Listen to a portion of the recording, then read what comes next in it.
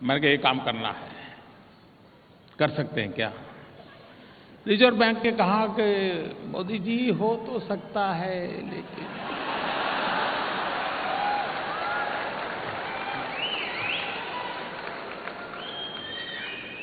अब प्रधानमंत्री को मना तो कोई करता नहीं।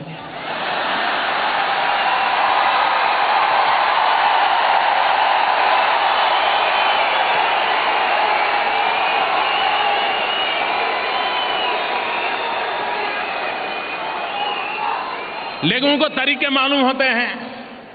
उन्होंने कहा साहब 3 साल लगेंगे। मैंने कहा भाई 3 साल के बाद क्या सूरज कब उगेगा? मैंने हमारे वित्त मंत्रालय को पूछा, मैंने कहा भाई ये काम करना है, बताओ क्या करोगे? मैंने कहा रिजर्व बैंक तो 3 साल कह रहे, नहीं बोले 2 साल में कर देंगे। उनको लगा हम मोदी जी खुश हो जाएंगे। वो 3 कह रहे थे, हमने 2 कह दिया, अब तो गाड़ी चल पड़ेगी। मैंने मेरी ऑफिस के लोगों को बुलाया, पीएमओ को। मैंने कहा भाई ये रिजर्व बैंक कह रही है 3 साल, डिपार्टमेंट कह रहा है 2 साल, आप क्या कह रहे हैं? नहीं साहब बोले 1 साल तो लगेगा।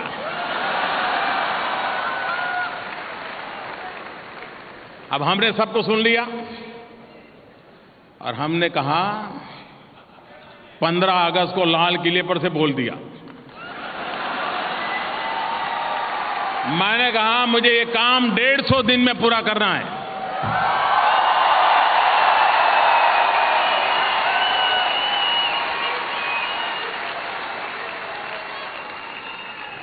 दोस्तों पिछले 68 इयर्स में 1 साल में औसत 1 करोड़ बैंक अकाउंट खुलते थे, 10 मिलियन।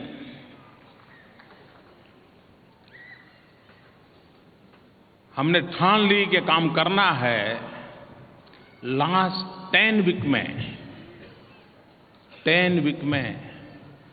71 मिलियन बैंक अकाउंट खुल चुके हैं।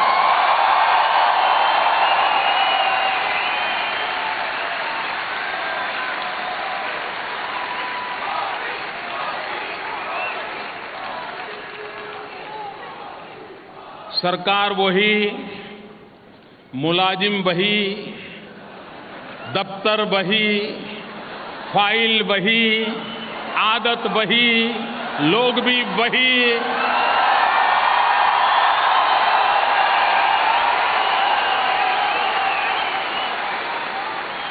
काम हुआ कि नहीं हुआ? हो सकता है कि नहीं हो सकता है? इतना ही नहीं, देश के गरीब लोगों की ईमानदारी देखिए। देश के गरीबों की ईमानदारी देखिए। मैं और आज इस धरती से उनको सलाम करता हूं। हमने कहा था मुझे गरीबों को बैंक अकाउंट खोल करके उनको मुख्य धारा में लाना है। अब उसके पास तो बेचारे को बैंक खाता खोलने के लिए 5 रुपया 10 रुपये भी तो नहीं है। तो हमने नियम बनाया, 0 बैलेंस से बैंक अकाउंट खुलेगा। लेकिन आप सब गर्व से कर सकते हो, 0 बैलेंस से जिनका बैंक अकाउंट खोलना था, ऐसे गरीब परिवार के लोगों ने मन में ये सोचा नहीं मुफ्त में क्यों करें। भले मोदी जी ने तो कह दिया, लेकिन ऐसा नहीं करेंगे। हमारा भी कोई जिम्मा होता है। और मेरे दोस्तों, आपको जान करके खुशी होगी, इस 70 मिलियन जो बैंक अकाउंट खुले हैं, 10 वीक में खुले हैं, 5,000 करोड़ रुपए इन्होंने जमा करवाया। 5,000 करोड़ रुपए।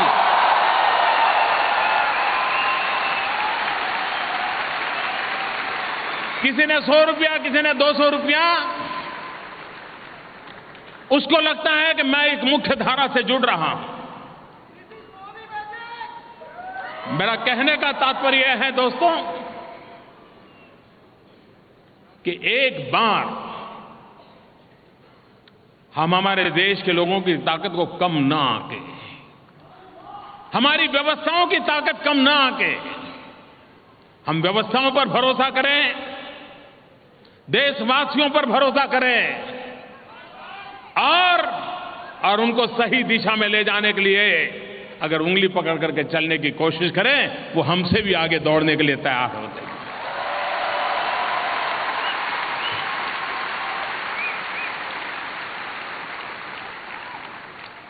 और मैंने उनको कहा है 26 जनवरी फाइनल डेट,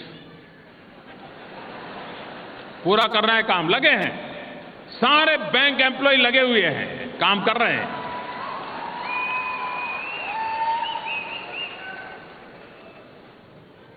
दो अक्टूबर से मैंने काम उठाया स्वच्छ भारत का।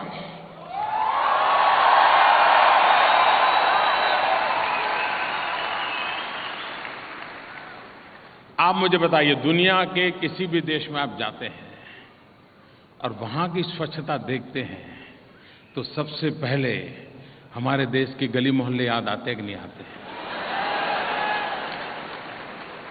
हम यहां आकर के कभी गंदगी करते हैं क्या? लेकिन भारत में जाते ही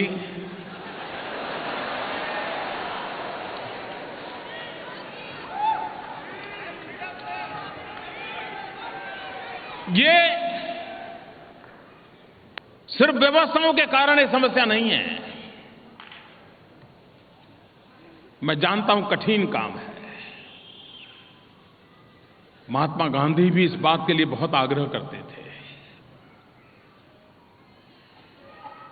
लेकिन क्या बहुत कठिन काम है इसलिए हाथ ही नहीं लगाना चाहिए क्या?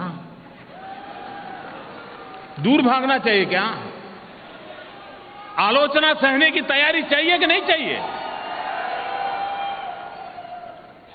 और भाइयों बहनों, मैंने एक बहुत बड़ा संकट मोल लिया है, जानबूझकर के मोला है। जो लोग 1857 के स्वातंत्र संग्राम में लड़ पड़े थे, शहीद हो गए थे, उनको अपने जीते जी देश की आजादी देखने को नहीं मिली थी। लेकिन वो अगर ये सोचते हैं कि मेरे जीते जी आजादी मिले तभी तो मैं मरने को तैयार हूं, तो कभी आजादी नहीं मिल सकती।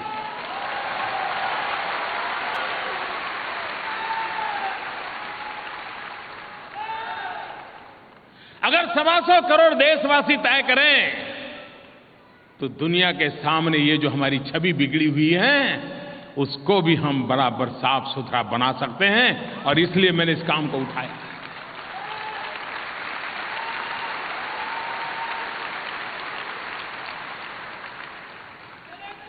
शौचालय बनाने में लगा हूं। बताइए, ये देश का प्रधानमंत्री आज एक ही काम कर रहा है, शौचालय बनाओ।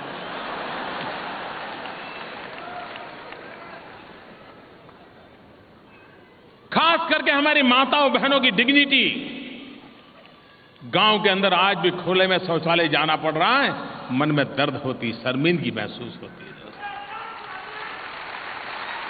और मैं भी आपसे अनुरोध करता हूं, ईश्वर ने आपको बहुत कुछ दिया होगा, आप पूंजीपति नहीं होंगे, लेकिन 2 टंग अच्छे ढंग से खाना तो जरूर खा सकते होंगे। आप भी अपने गांव में, जहां के आप मूल रहने वाले हैं, इस काम में कुछ योगदान दे सकते हैं तो जरूर दीजिए। मैं आपको निमंत्रण देता हूं।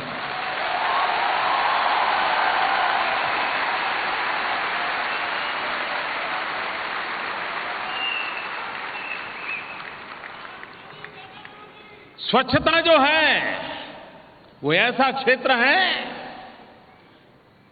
क्योंकि गंदगी है जो बीमारी को लाती है, और जब बीमारी आती है तो औसत एवरेज एक गरीब परिवार को करीब करीब 6 से 7 हजार रुपया का बोझ आता है, एवरेज, बीमारी के कारण। अगर हम स्वच्छता का अभियान लेते हैं तो गरीबों की इससे बड़ी कोई सेवा नहीं होती है। और इसलिए आपके दिल में भारत के लिए सेवा करने का कोई भी भाव है, उस भाव का प्रकटीकरण इस स्वच्छता के माध्यम से हो सकता है। दोस्तों,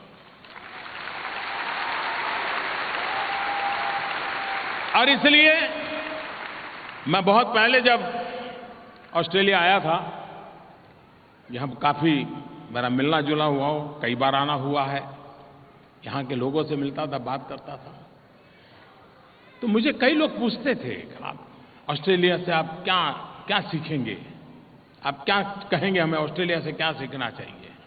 एक बात मेरे मन को हमेशा छूती थी और वो थी dignity of labour.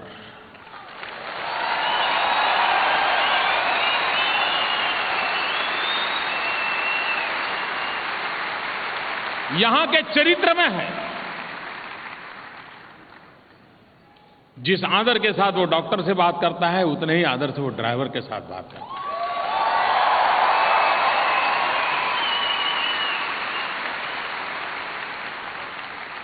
Research scientist के नाते काम करता है तो कभी करता है कि वीकेंड पर ड्राइविंग करूंगा, तो वीकेंड पर ड्राइविंग करने चला जाता है और टैक्सी चलाता है। ये डिग्निटी ऑफ लेबर, ये ऑस्ट्रेलिया से सीखने वाला विषय है।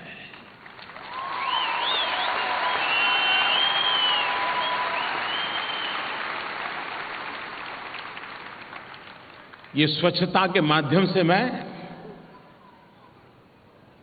इस बात को गर्व देना चाहता हूं, ये गौरव देना चाहता हूं कि सफाई करना, ये कूड़ा कचरा उठाना, ये बिलो डिग्निटी नहीं है, ये बहुत इज्जत वाला काम है। और हम भारत में हम लोगों का स्वभाव क्या हो गया है, अगर कोई अपने घर कूड़ा कचरा उठाने के लिए आ जाए तो हम क्या कहते हैं, कचरा वाला आया है। हकीकत वो कचरे वाला नहीं है, वो सफाई वाला है।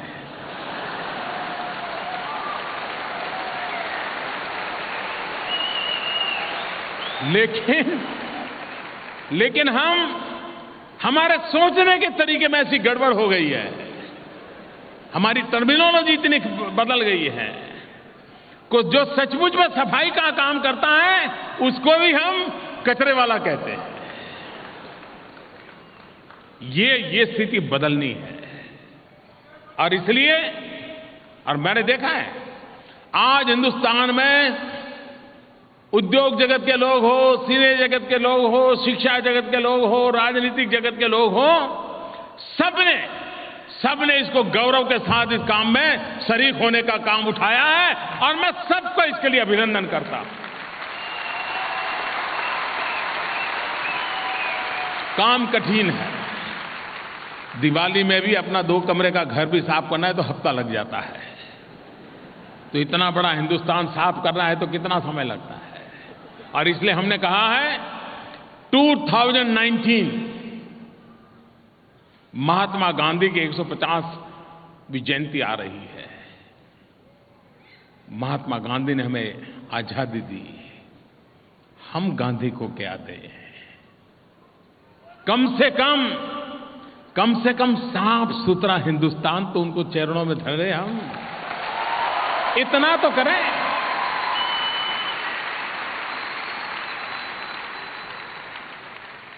दो 2019 तक इस बात को मैं आगे बढ़ाना चाहता हूं और यही चीजें हैं। अगर बीमारी जाती है तो गरीब को फायदा होता है, लेकिन स्वच्छता आती है तो टूरिज्म इतना तेजी से बढ़ेगा जिसकी हम कल्पना नहीं कर सकते।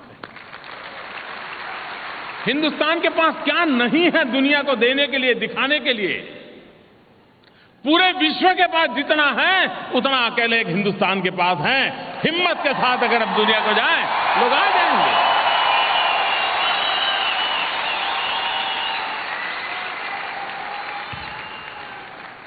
लेकिन वो मिजाज भी तो चाहिए, वो दम भी तो चाहिए,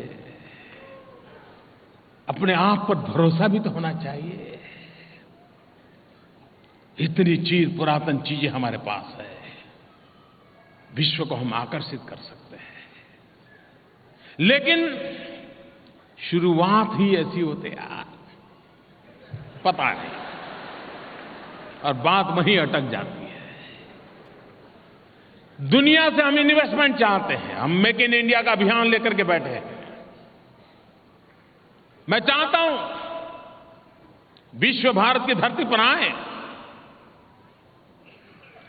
मैन्युफैक्चरिंग सेक्टर में आए, क्योंकि हमारा मकसद एक है, मेरे देश के नौजवान को रोजगार मिले। हमारी सारी नीतियों के केंद्र बिंदु में नौजवान के लिए रोजगार है। जॉब क्रिएशन कैसे हो, और इसके लिए हम दुनिया को कह रहे हैं, आइए भारत में पूंजी लगाइए। जिस देश के पास इतने नौजवान हो, वो देश के नौजवान अपने कौशल्य के द्वारा, अपने सामर्थ्य के द्वारा दुनिया को क्या कुछ नहीं दे सकते हैं। और इसलिए मेक इन इंडिया अभियान हमने चलाया है, और उसके लिए नियमों में, कानूनों में, व्यवस्थाओं में बहुत बड़ा तेजी से बदलाव ला रहे हैं। गुड गवर्नेंस से सबसे बड़ी आवश्यकता है। लेकिन पूंजी निवेश के लिए भी कोई आएगा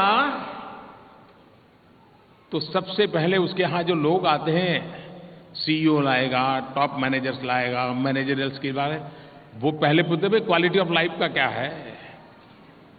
मैं जब गुजरात में मुख्यमंत्री था तो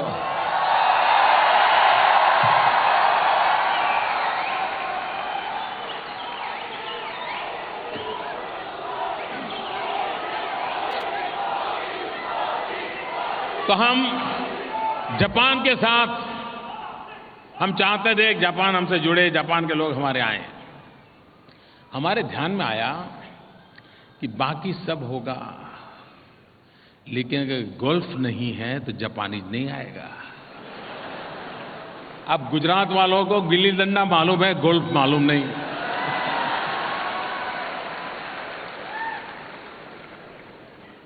आगे कर हमने प्राइवेट पार्टी को कहा, हमारे कहा भाई तुम गोल्फ के लिए कुछ व्यवस्थाएं करो, मुझे इन्वेस्टमेंट चाहिए। कहने का तात्पर्य यह है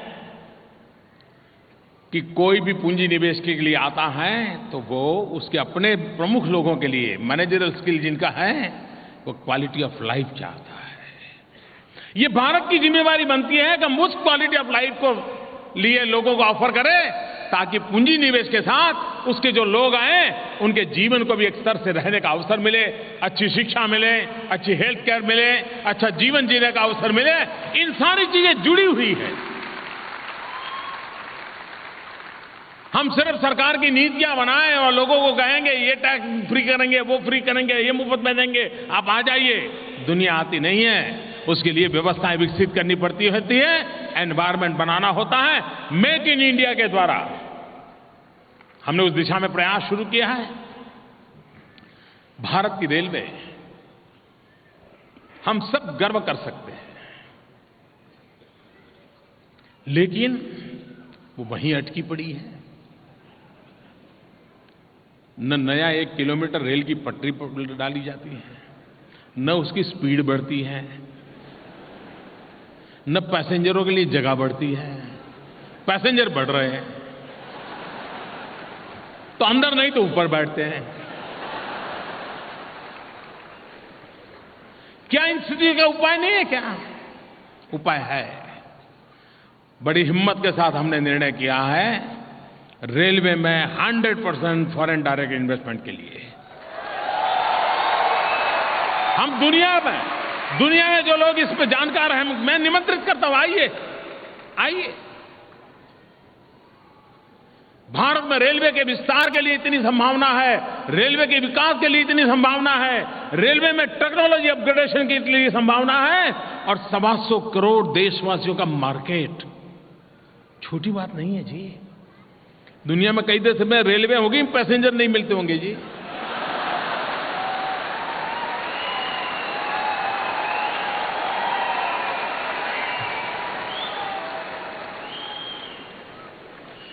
मेरा कहने का तात्पर्य यह है मित्रों कि हम नीतिगत ऐसे बदलाव ला रहे हैं जिन बदलावों के कारण भारत के सामान्य मानवी के जीवन में बदलाव के लिए,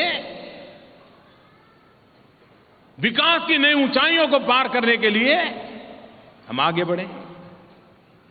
अब इतना बड़ा रेलवे का नेटवर्क है, लेकिन रेलवे में आज तक क्या होता था? जिसको भी नौकरी चाहिए, अखबार में जब एडवर्टाइजमेंट आता है वो अप्लाई करता था। अप्लाई करने के बाद रेलवे वाले उसको 6 महीना 1 साल ट्रेनिंग देते थे। ट्रेनिंग आप जानते हैं, फिर सरकारी स्तर पर ट्रेनिंग होती है तो क्या होता है, फिर वो रेलवे में नौकरी में लग जाता था, तो वो रेलवे का क्या हाल होता होगा।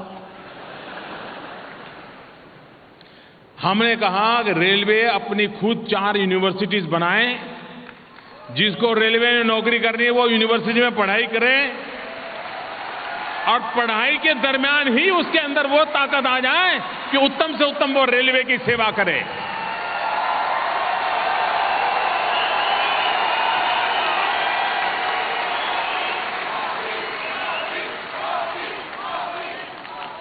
टेक्नोलॉजी अपग्रेडेशन हो, रेलवे का एक्सपांशन हो, at the same time human resource development भी होना चाहिए।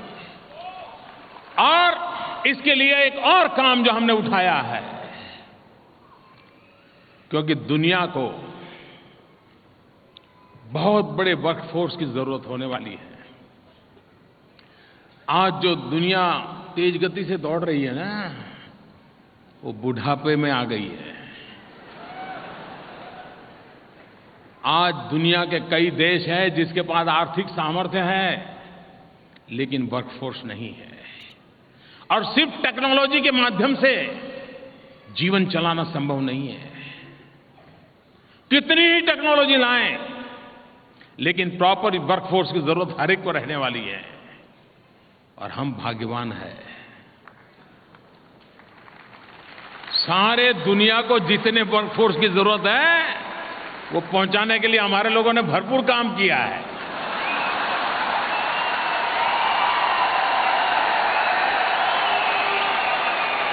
लेकिन वो अधूरा है। स्किल डेवलपमेंट आवश्यक है। स्किल डेवलपमेंट नहीं होगा और विश्व को जिस प्रकार के वर्कफोर्स की जरूरत है, वो वर्कफोर्स के लिए हम अभी से प्लान नहीं करते। हम दुनिया का मैपिंग करना चाहते हैं कि 2020 में दुनिया के किस देश में किस प्रकार के लोगों की जरूरत पड़ेगी। नर्सिंग आज भी दुनिया को जरूरत है। मैथ्स एंड साइंस के टीचर आज भी दुनिया को जरूरत है। क्या भारत वहां से डायमंड ही एक्सपोर्ट करे क्या? जेम्स एंड ज्वेलरी एक्सपोर्ट करे क्या? आलू टमाटर एक्सपोर्ट करे क्या? अगर हम दुनिया में बेस्ट क्वालिटी के टीचर एक्सपोर्ट करते हैं, पूरी दुनिया को हम अपनी बना सकते हैं। सारे विश्व को इसकी जरूरत है। सारे विश्व को बेस्ट क्वालिटी टीचर्स की जरूरत है, लेकिन उसके लिए ह्यूमन रिसोर्स डेवलपमेंट पर ध्यान भारत में देना पड़ता है। 5 साल लगे, 7 साल लगे, 10 साल लगे, लेकिन ऐसे मानव ताकत को तैयार करें जो विश्व की जरूरतों की पूर्ति के लिए हो। हमारे नौजवान को रोजगार मिलेगा, विश्व का कल्याण होगा और भारत की जय जयकार होगी। दोस्तों,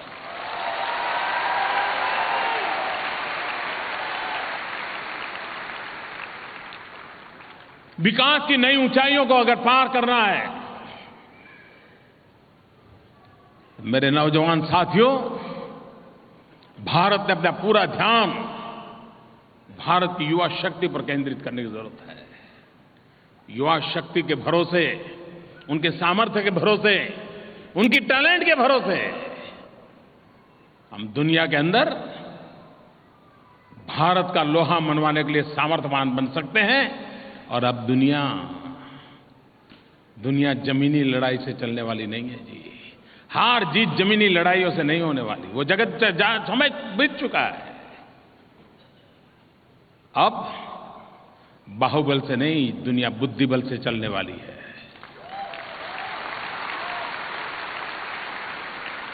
धनबल से भी ज्यादा बुद्धिबल काम करने वाला है। और उसके लिए सामर्थ्यवान नागरिकों को तैयार करना, सामर्थ्यवान नागरिकों के भरोसे विश्व की आवश्यकताओं को ध्यान में रखते हुए भारत को अपने आप को सज्ज करना होगा। और मैं आपको विश्वास दिलाता हूं मेरे भाइयों बहनों, मैं जानता हूं ये प्यार ये आशीर्वाद, ये जय जयकार, इसके भीतर अपेक्षाएं पड़ी हैं।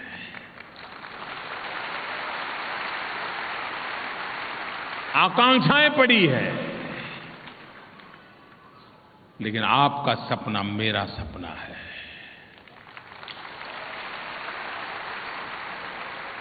आपकी इच्छा आकांक्षा है, मेरी इच्छा आकांक्षा है। आप जिस रूप में भारत को देखना चाहते हैं, मैं भी उसी रूप में भारत को बनाना चाहता हूं। फर्क इतना है कि पहले सरकारों लगता था देश बनाएंगे। मैं मानता हूं सरकारें देश नहीं बना सकती और नहीं बनाना चाहिए। देश बनता है देशवासियों के कारण। देश बनता है देशवासियों की शक्ति के कारण। और अगर हम देशवासियों को अपनी शक्ति का भरपूर उपयोग करने का मौका दें, रुकावटें न डालें, सरकार इतना ही करे ना, हट जाए। आपको हैरानी होगी, मैंने आकर के, पहले की सरकारें इस बात का गर्व करती थी कि हमने ये कानून बनाया, हमने ढिकना कानून बनाया, हमने फलाना कानून बनाया। आपने सुना होगा सब चुनाव में। मेरी गाड़ी उल्टी है। उनको कानून बनाने में मजा आता था, मुझे कानून खत्म करने में आनंद आता है।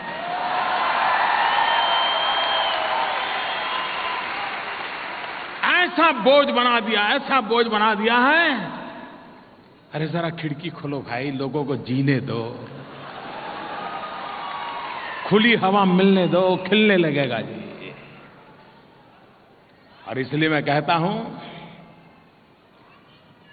देश के नागरिकों पर मुझे भरोसा है, देश के नागरिकों के सामर्थ्य पर भरोसा है, और उन्हीं के भरोसे देश आगे बढ़ने वाला है। सरकारों के भरोसे देश नहीं चल सकता है और न चलना चाहिए। इस विचार का मैं इंसान हूं।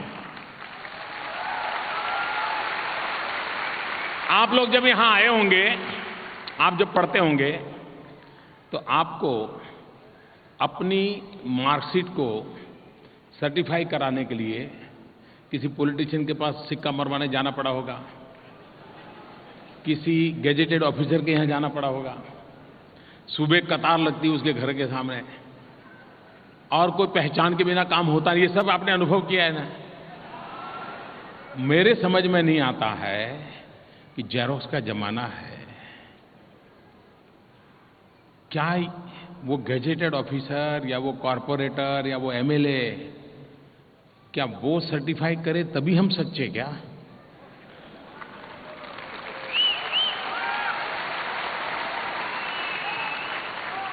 लेकिन अंग्रेजों के जमाने से चल रहा था, मैंने आकर के निकाल दिया। मैंने कहा भाई तुम खुद ही लिख दोगे मेरा है, बस चल मान लूंगा। अरे 125 करोड़ देशवासियों पर भरोसा तो करो भाई। अपनों पर हम भरोसा नहीं करेंगे तो अपने हमारे पर भरोसा क्यों करेंगे?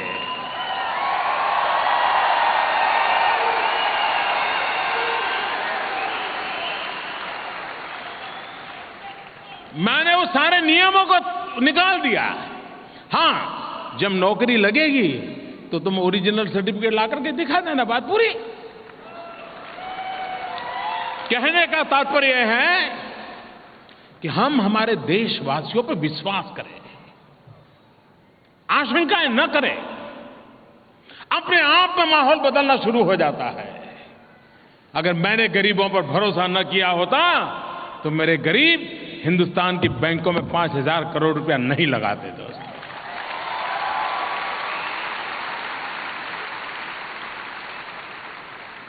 और इसलिए हम भरोसा कर करके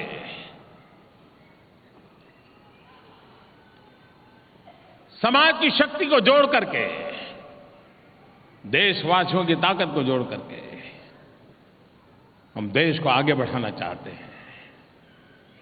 हमारा किसान सुखी हो, हमारी माताओं बहनों को सम्मान मिले, गौरव से जिए, हर क्षेत्र में डिग्निटी। अभी मैंने एक प्रोग्राम लॉन्च किया है, उसका नाम रखा है श्रम एव जयते। हम सत्यमेव जयते से तो परिचित थे। मैंने कहा श्रमेव जयते, डिग्निटी ऑफ लेबर, इस बात को आगे बढ़ा रहा हूं मैं। लेकिन मुझे विश्वास है भाइयों कि आपने जो मुझे प्यार दिया है, उस प्यार के माध्यम से कुछ जानकारी आपको दे दूं, ताकि कुछ बात आपकी भी बात होनी चाहिए ना। आपकी भी शिकायत होगी साहब, एम्बेसी में जाते हैं तो कोई पूछता नहीं है।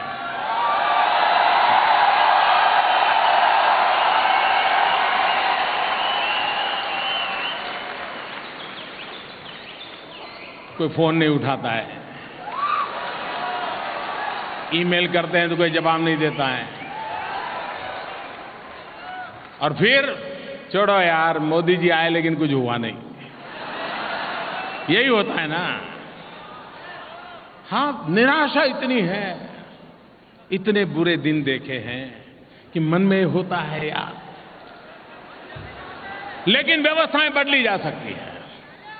एक निर्णय, मैं जब अमेरिका गया था सितंबर महीने में, तो मैंने कुछ बातें कही थी, लेकिन उस समय मेडिसन स्क्वायर में जो लोग इकट्ठे हुए थे उनको भरोसा नहीं था, क्योंकि मेरे पहले भी बहुत लोग बोल के गए होंगे।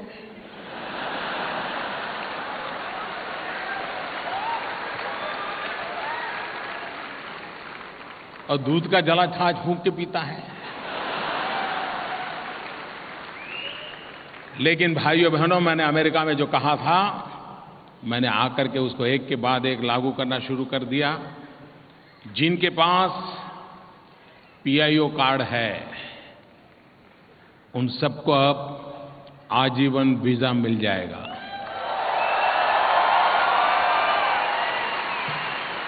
अब एम्बेसी वाले ने फोन उठाया नहीं उठाया, ईमेल का जवाब दिया नहीं दिया, हम गए तब मिला नहीं मिला, सब दूर।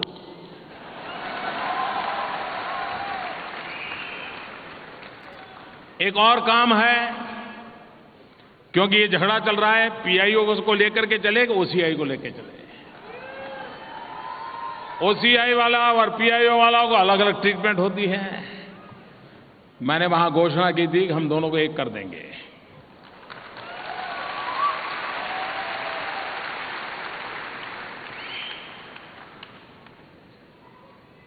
इस बार प्रवासी भारतीय दिवस अहमदाबाद में होने वाला है।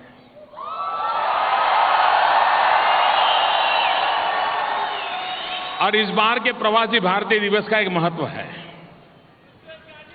1915 जनवरी महीने में महात्मा गांधी साउथ अफ्रीका से भारत वापस आए थे। एक प्रवासी भारतीय